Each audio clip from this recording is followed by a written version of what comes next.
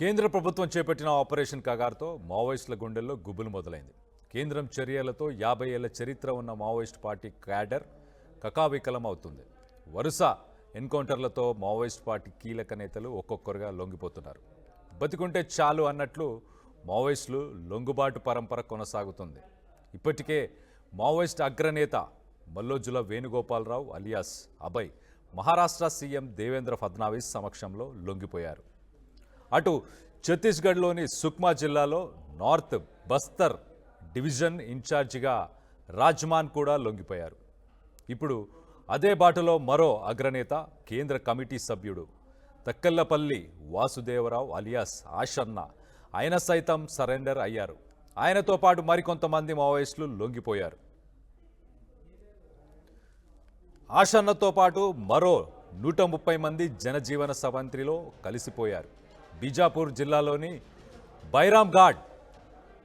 బైరాంఘాడ్లో పోలీసుల ఎదుట సరెండర్ అయ్యారు. 70కి పైగా ఆయుధాలతో బైరాంఘాడ్కు వెళ్లి లొంగిపోయారు.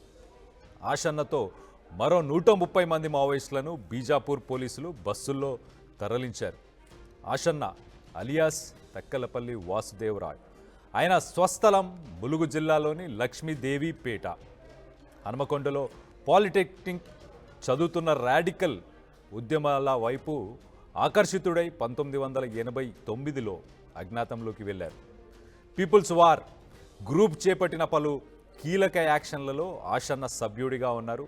1999లో సెప్టెంబర్ 4న హైదరాబాద్లోని ఎస్ఆర్ నగర్ చౌరస్తాలో ఐపీఎస్ అధికారి ఉమేష్ చంద్రను దారి కాల్చి చంపిన ఘటన.